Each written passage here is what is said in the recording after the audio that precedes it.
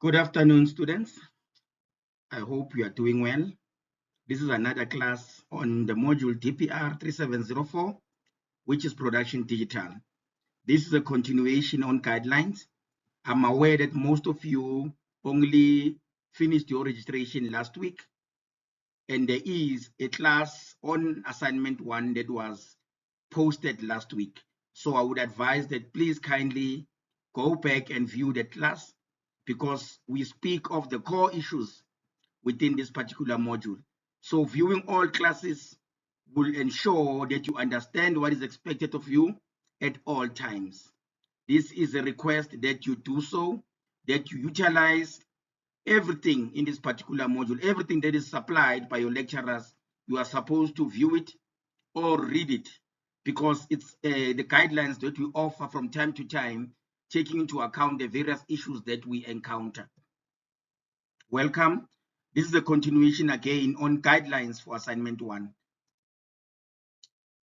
What was earlier in the week, we posted an announcement regarding the issue of using big NPOs.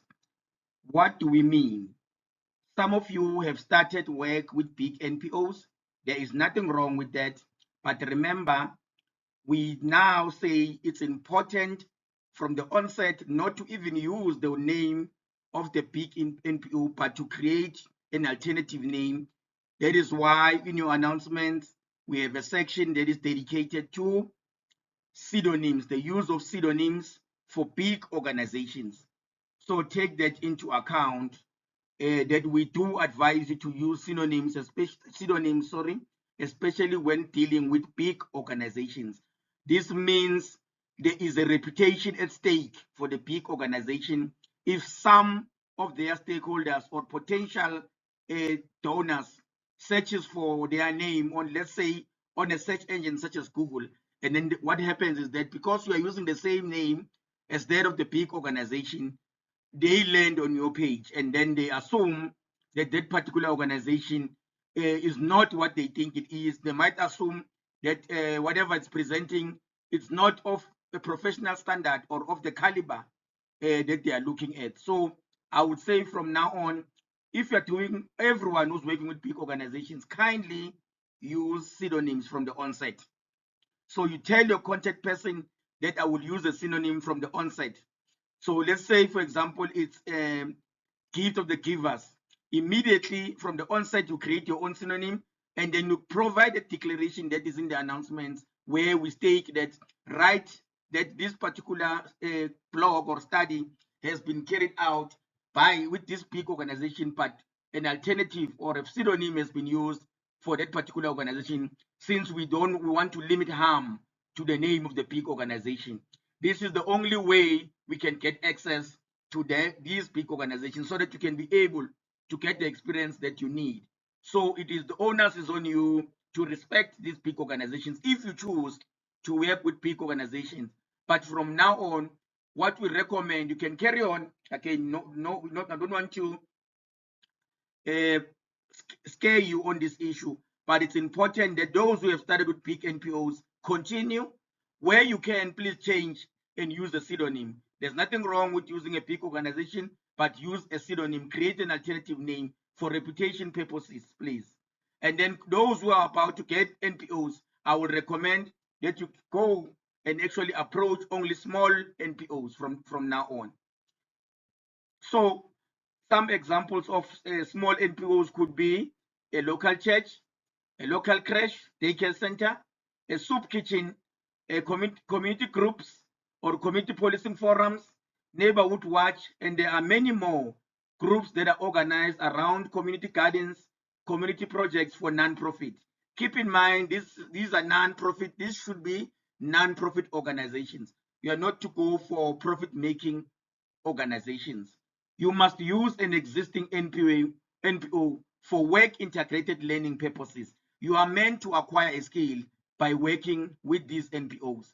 That is why we say you cannot create your own. You cannot create a fictitious organization, because you will not be able to experience the work integrated learning element within your studies. So this is a building block with regard to where you are going to work one day. what you'll be doing. So we need you to approach an NPO and get someone in that NPO who's going to communicate with you regarding what you request in terms of the content that is required in your blog creation. So important, this module, it's on digital content. That digital content, you cannot do it solely. You need to go and approach an existing organization so that the work integrated learning element is integrated in your studies. You must get that experience within an organization as part of this, the training in this particular module. If you choose to create your own, it's an automatic 0. It's stated everywhere within the communication of this module. You can even check the announcements that are put up. You can even check the assessments that are put up. If the blog link is not working for assignment 1, it's a 0. If the organization that you are supposedly working with, it does not exist or it was created by yourself fictitiously, then it's a 0. This is made explicit again. If the NPO does not exist, it's a 0. It's explicit, it's not hidden, it's in the open. Everyone who's doing this module, by viewing this class, by viewing announcements, you will find it stated clearly that if you create a fictitious organization, it's going to yield in a 0. I'm going to deal with this issue of students who are sending emails regarding certain issues, while those issues have been made clear as we go along. Again, going back, your contact person will give you the information needed to compile the blog. For small NPOs, this might not be a communication specialist. This might not even be a PR person. Sometimes if it's small, it might be just the leader of that particular grouping who will give you information with regard to their work, what they've done so far, so that you can be able to populate the blog that you're creating with content.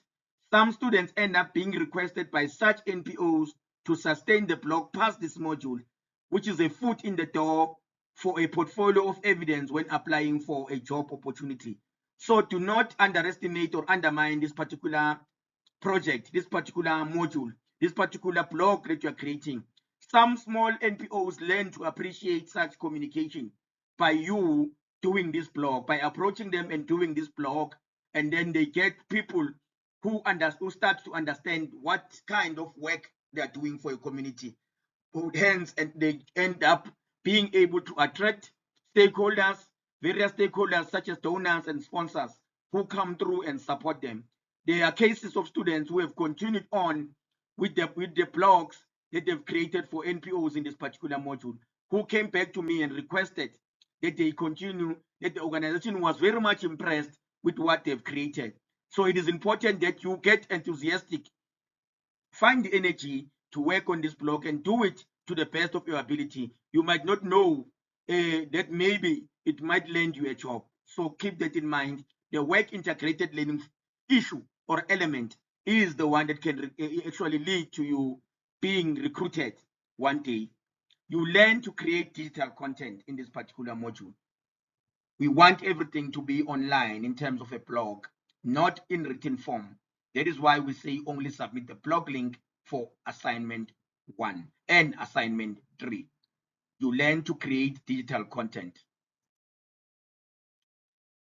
Keep in mind the issue of the POPI Act, the protection of personal information. We humbly request that you avert big NPOs because of this. The conflict in terms of what is communicated by the big organization and your small blog that you create for this particular organization. So we humbly request that you understand how information is sensitive in terms of this big organization or any organization that you are going to be working with, even those small organizations, that you must respect the privacy of people, the issue of you must protect the information of the individuals that you are dealing with. You cannot use anything that you have not been given consent with regard to using. Please keep that in mind and do the right thing.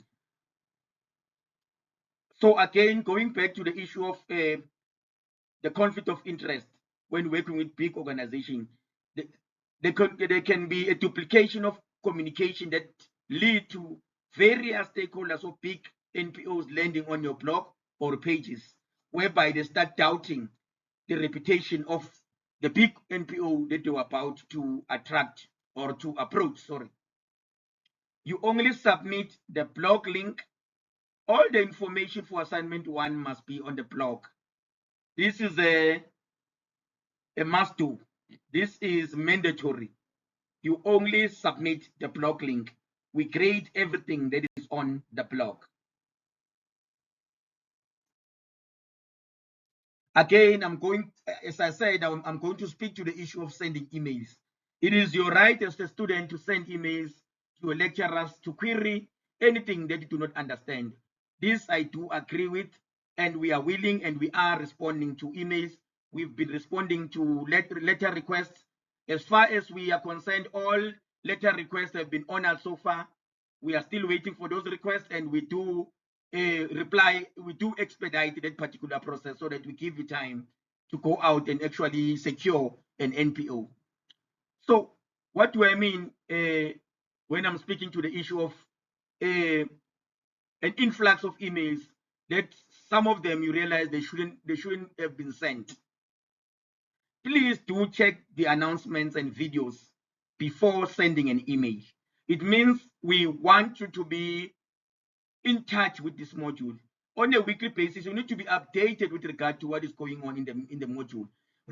Believe me, every week there's always something that we put up, taking into account concerns sent by students via email regarding issues that they do not understand. But as I wrote on top, I say FAQs, frequently asked questions. We get students who send queries on issues that are discussed in the announcements, that are discussed in the videos. And then it's not to say we have a problem with that, but it's quite demotivating on our side because we make sure that we cover those issues so that even when you send an email, we learn to deal with something new that you are asking. So this is a humble request that kindly send an email after viewing the announcements and viewing the videos. You might find that what you're asking has been addressed because it's a frequently asked question.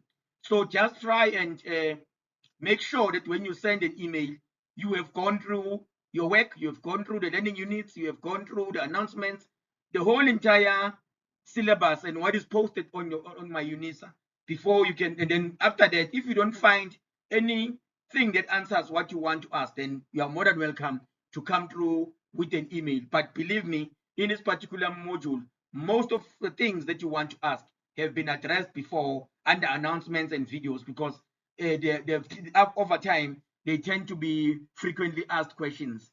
So please do look out for that. Please do that. Please try and assist us by viewing classes, by viewing announcements. Please, we urge you to do that. It will help. So what should be in your assignment 1? The vision to your NPO should be there under About section. Vision, the mission.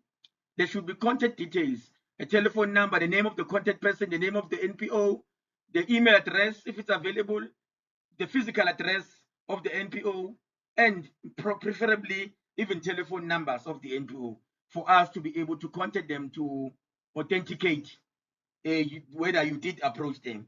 And then you need to create for assignment 1. There should be a creation of a YouTube handle, a Facebook handle, an X handle, and an Instagram handle on your blog.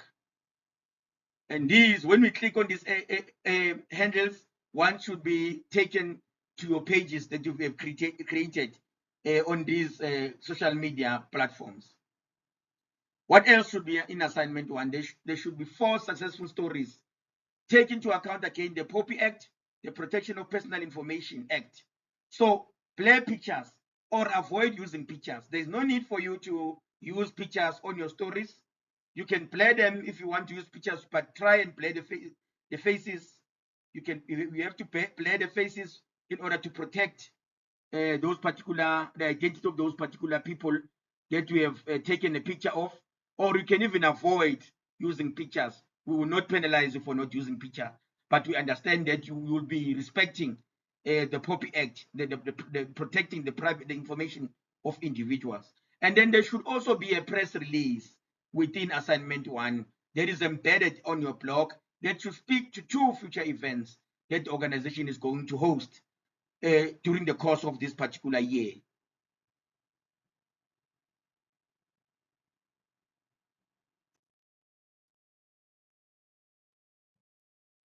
These were the guidelines for assignment 1. If you send your emails regarding issues that you do not understand, some of those issues will be addressed in the next class next week. So just ensure that you go through the content, the learning units. If there's anything you do not understand, you can send your lecturers an email so that that particular issue can be addressed to you, whereby we reply to your email, and then some of those issues will take them up, whereby we speak to them in the announcements, or we also address them for everyone in this particular class. Thank you very much. Bye-bye.